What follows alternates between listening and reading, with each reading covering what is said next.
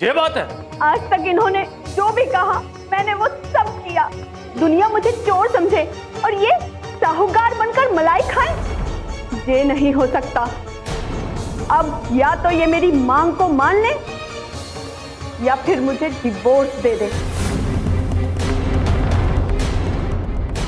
बहू आखिर बताओ सही, बात क्या हुई है? हाँ भाभी, इस तरह आप अचानक घर छोड़कर कहाँ जा रही है? हाय हाय हाय देवर जी, जब इस घर में मेरी कोई जरूरत ही नहीं रह गई तो इस घर में मैं रहकर करूँ क्या?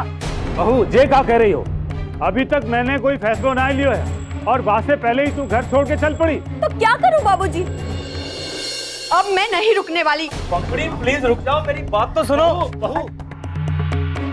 बहू आखिर बताओ सही, बात क्या हुई है? हाँ भाभी, इस तरह आप अचानक घर छोड़कर कहाँ जा रही है? हाय हाय हाय देवर जी, जब इस घर में मेरी कोई जरूरत ही नहीं रह गई तो इस घर में मैं रहकर करूँ क्या?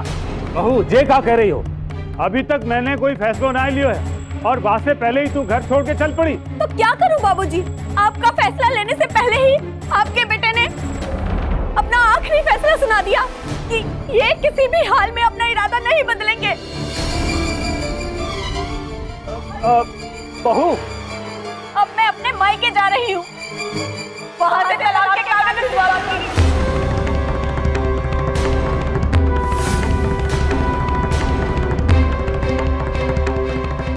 जे मैं बात सुन रहा हूँ। मैं क्या करूं बाबूजी? अगर जे अपनी जिद पर अड़ी है तो मैं भी अपनी जिद पर अड़ा हूं। तो तू भी निकल जा इस घर से। तेरे जैसी नालायक औलाद की जरूरत ना है, जा घर को। वाह बाबूजी वाह, जो इंसान अपने लक्ष्य को पाने के लिए लंगोट का पक्का होने की शिक्षा देता रहा है, आज वही आदमी अपने ही बेटे को उसे त्यागने के लिए कह रहा है। पर मैं भी आप ही का बेटा हूं बाबूजी, अपने विश्वास पर अटल और पक्का हूं। अगर आप चाहते हैं मैं ये घर छोड़कर चला जाऊं, ठीक है बाबूजी, मैं चला जाता हूं। और ये रहे यहाँ चैन से। हाय हाय हाय, आपके इस घर में रहने या ना रहने से मेरी तो शर्त पूरी होने से रही। मैं तो चली। रुक जाओ भाभी, ये आप क्या कर रही है? इससे नहीं आपका भला होगा और नहीं शक्ति भैया का, बल्कि हमारी घर की बदनामी होगी। अरे मेरे बारे में तो सोचो, तुम दोनों की शादी तो दोबारा हो जाएगी, लेकिन तुम दोनों की वजह से अगर मेरा नाम खराब हो गया तो मेरा टिकट छिन जाओ और फिर कोई पार्टी मौका टिकट नहीं जागी। बहू देख, एक सुहागन औरत के लिए उसका ससुराल ही उसका सब कुछ होवत है। वहाँ आवत है तो डोली में बैठ के, लेकिन जब जावत है तो अर्थी पे चढ़ के। मान जा बहू, मान। मेरे लिए जहर मंगा दीजिए माँ जी, जिसे मैं खा लूं और मेरी अर्थी निकल जाए यहाँ से। ऐसो मत बोल पंखुड़ी बहू। अरे ये शक्तियाँ तो निरम मूर्ख है, इसकी तो मति मारी गई है। पर बहू तू तो बड़ी समझदार है? गुस्सा छोड़ दे, मत जा। देख तुझे मेरी कसम, तुम मत जा। हाँ हाँ रुक जा छोटी, शक्ति देवर जी जल्दी ही चैंपियनशिप जीत जावेंगे। वाह के बाद तेरी मनोकामना पूरी हो जाएगी। छोटी भाभी ना ही जाइए, आपके बिना ये घर सुना सुना हो जाएगा। रुक जा बहू, घर की इज्जत को ऐसे रोन कर मत जा, नहीं तो मैं किसी को मुंह दिखाने लायक नहीं रहूंगा। मैं तेरे हाथ जोड़ता हूँ, रुक जा बहू। हाय हाय हाय, जब ये घर ही मेरा नहीं रहा तो इस घर की इज्जत से मेरा क्या लेना देना।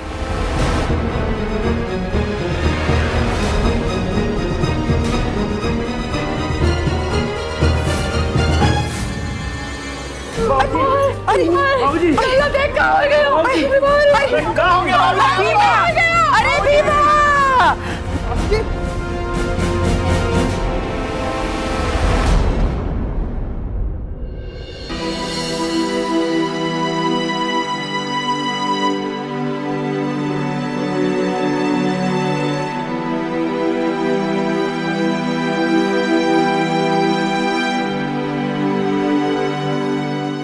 जरूर इन्हें किसी बात का बड़ा सदमा लगा है।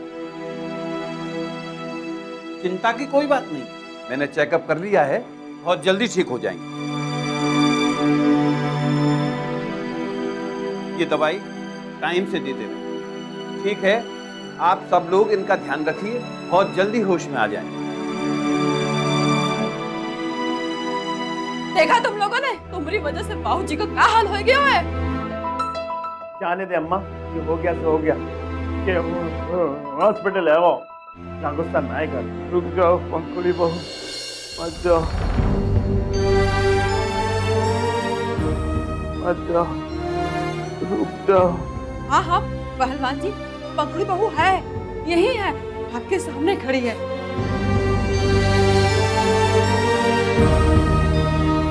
नहीं बाबूजी, मैं कहीं नहीं गई, मैं यही हूँ। छोटी भाभी, हो सके तो कहीं मत जाना, वरना कहीं बाबूजी फिर से। हाँ ठीक है, मैं नहीं जाऊंगी, लेकिन बाबूजी के ठीक होने तक। उसके बाद मुझे कोई नहीं रोकेगा।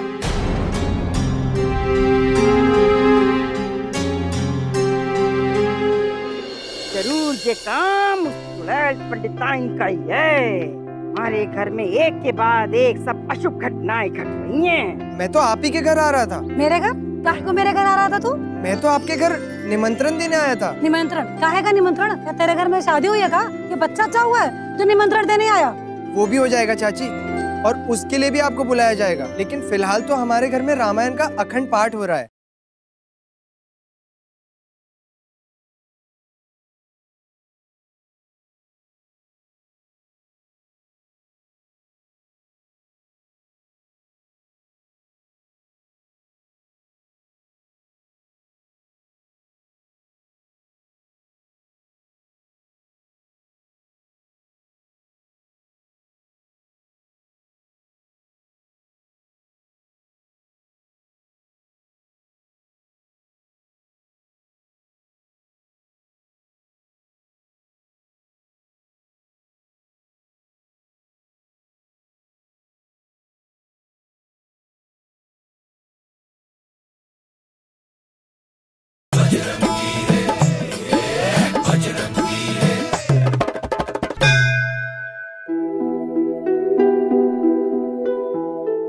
यहाँ बैठाइए।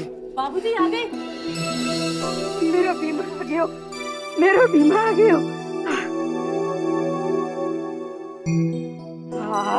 अब तो कैसे है बीमा?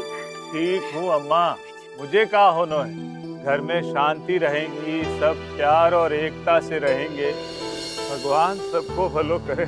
ले लीजिए बाबूजी, पानी पीजिए। मुझे सब समझ में आ गई हुए कि हमारे घर की सुख शांति कैसे खत्म हो गई है। जरूर किसी बुरे घर का साया पड़ गए हुए। जरूर ये काम उस चुड़ैल पंडिताइन का ही है। हमारे घर में एक के बाद एक सब अशुभ घटनाएं घट रही हैं। मैं तो तेरे अस्पताल से आने का इंतजार कर रही थी। ऐसा करते हैं, घर में रामायण का पाठ रखवा लेते हैं। घर के सब सदस्य मिलकर एक बैठकर सुनेंगे जाकर, हैं? तो घर में सुख शांति आएगी, तब हमारे शुभ घटनाएं सब हट जाएंगी। ठीक है? ये तो बहुत अच्छी बात है अम्मा। रामायण पाठ? अरे ये तो हनुमान जी ने भी बताया था। इतना सब होता है उससे। समझ गया प्रभु, आपने नाक घुमा के पकड़ी है। जैसी प्रभु की मान। ऐसा करते हैं, ये शुभ काम कल ही संपन्न कर लेते हैं। अब अजीत और तू देख, तुम दोनों पूजा पाठ का सारा सामान सब इंतजाम कर लियो। और हाँ बजरंगी, तू जाके मोहल्ले में सबको खबर कर दे। पर देख, पंडिताइन को ना कहियो, आपकी वजह से ही हमारे घर में ये सब अशुभ घटनाएं बार बार ये सब घटती हैं। कैसी बात कर रही हो अम्मा? अरे रामायण के पाठ में किसी से कोई भेदभाव थोड़ी किया जाए। अरे सामने वाले चाहे जो सोचे, हमें क्या करना है? उनका काम है जो चाहे सोचे। भगवान उनको भलो करे।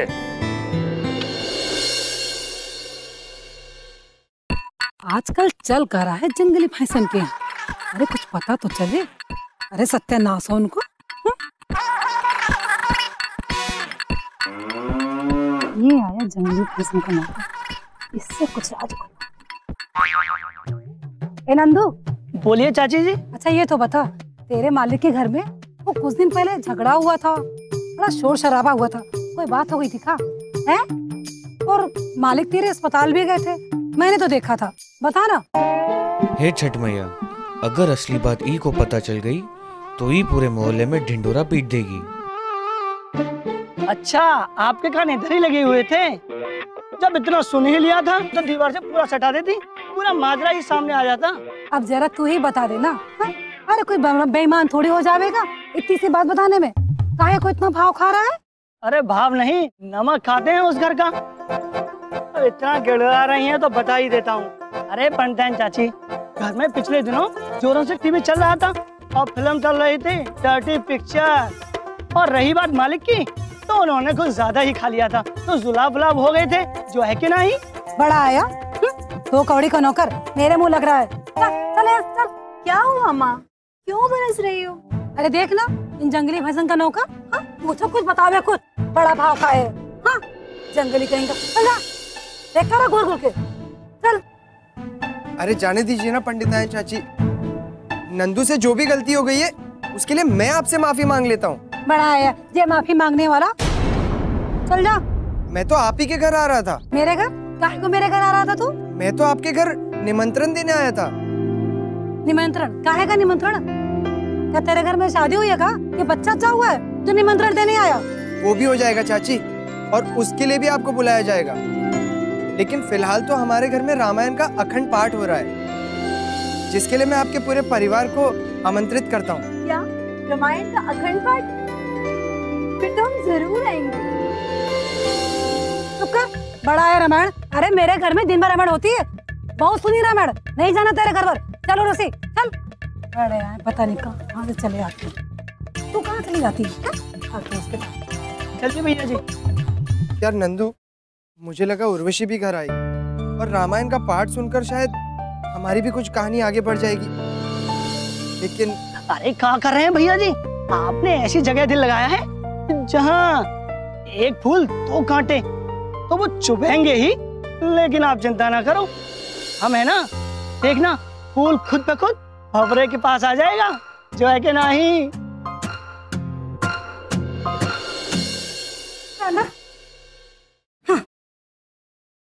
नौसा चूहे खा के बिल्ली हज को चली।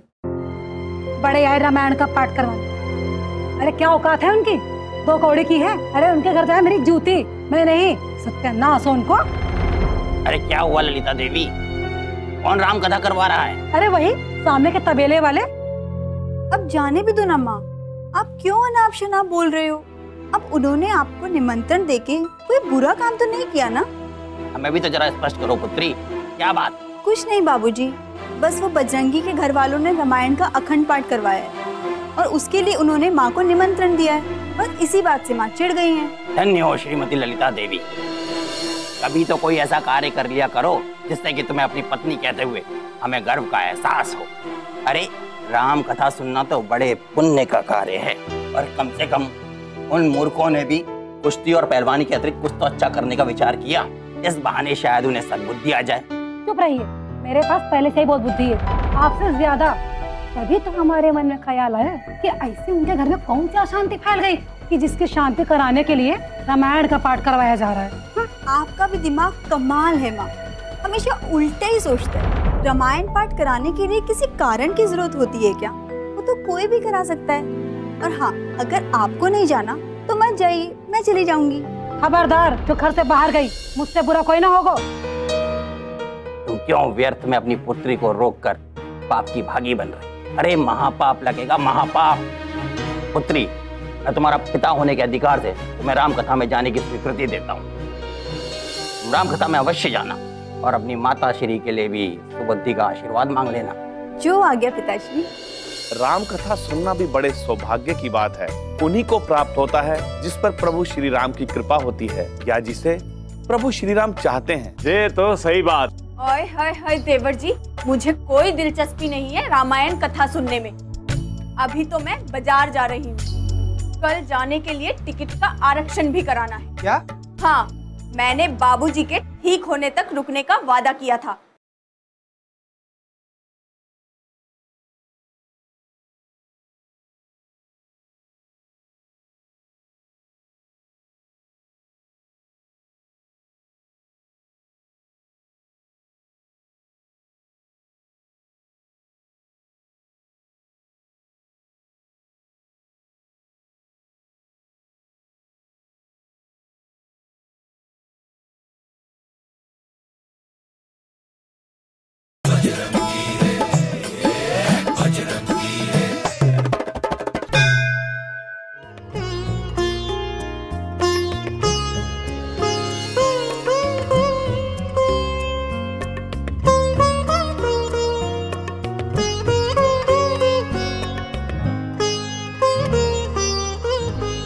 अरे राजू, आजा आजा।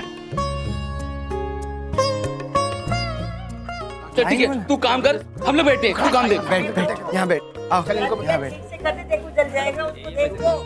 राम कथा सुनना भी बड़े सौभाग्य की बात है। उन्हीं को प्राप्त होता है जिस पर प्रभु श्री राम की कृपा होती है, या जिसे प्रभु श्री राम चाहते हैं। ये तो सही बात है। अरे बजरंगी। हाँ बाबूजी। सब आ गए ना? कोई छूटो तो ना है?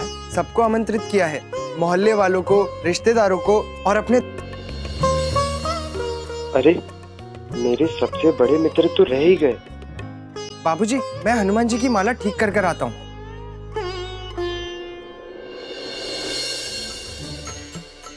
हनुमान जी, माफ करना, मैं आपको बुलाना ही भूल गया। कृपया करके आप रामायण के पाठ में पधारिए। मुझे बुलाने की आवश्यकता नहीं है बजरंगी। जहाँ हमारे प्रभु श्री राम का कथा हो, वहाँ तो मैं बिन बुलाए मेहमान की तरह भी आ जाता हूँ। जहाँ हमारे प्रभु श्री राम का नाम लिया जाए, वहाँ मैं ना आ सकूं, ऐसा कभी हो सकता है? बजरंगी, तुम अपने भैया भाभी के बारे में सोचो। राम कथा का पाठ सुनाना उनके लिए अति आवश्यक है। और बजरंगी, वो अभी तक यहाँ दिखाई नहीं दे रहे हैं। मैं अभी जाकर आता हूँ। अभी क्या और अभी आया। ये लेकर आए भाई, इतना आसान कार्य नहीं है बजरंगी।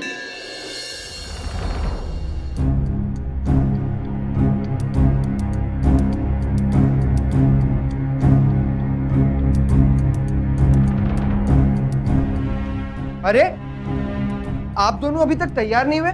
चलिए भैया, चलिए भाभी, रामायण आरंभ होने वाली है। अरे वाह भाभी, आप तो एकदम ऐश्वर्या लग रही हैं। अब चलिए जल्दी, देर हो रही है। हाय हाय हाय देवर जी, मुझे कोई दिलचस्पी नहीं है रामायण कथा सुनने में। अभी तो मैं बाजार जा रही हूँ। कल जाने के लिए टिकट का आरक्षण भी कराना है। क्या? हाँ, मैंने बाबूजी के ठीक होने तक रुकने का वादा किया था, जो कि अब पूरा हो गया है। इसीलिए मुझे अब जाना ही है। और राम कथा सुनने की जरूरत तो तुम्हारे इन भैया जी को है। इन्हीं को ले जाके सुनाओ, शायद इन्हें कुछ ज्ञान मिल जाए। चलिए, सारे लोग पूजा में पहुंच चुके हैं और अब तो मोहल्ले वाले भी आ गए हैं। बजरंगी, तुम अपनी भाभी को ही ले जाओ। दरअसल ज्ञान की जरूरत इन्हें है। मैं जा रहा हूँ अपनी बॉक्सिंग की प्रैक्टिस के लिए। अरे भाभी जी, रुक जाइए। आप दोनों बात को समझने की कोशिश कीजिए।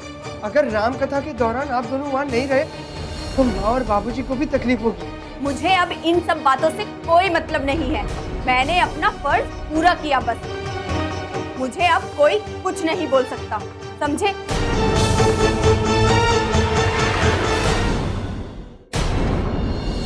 छोटी बहू, इधर आओ, इधर आओ। देखो पंडित जी कुछ कह रहे हैं। आओ आओ।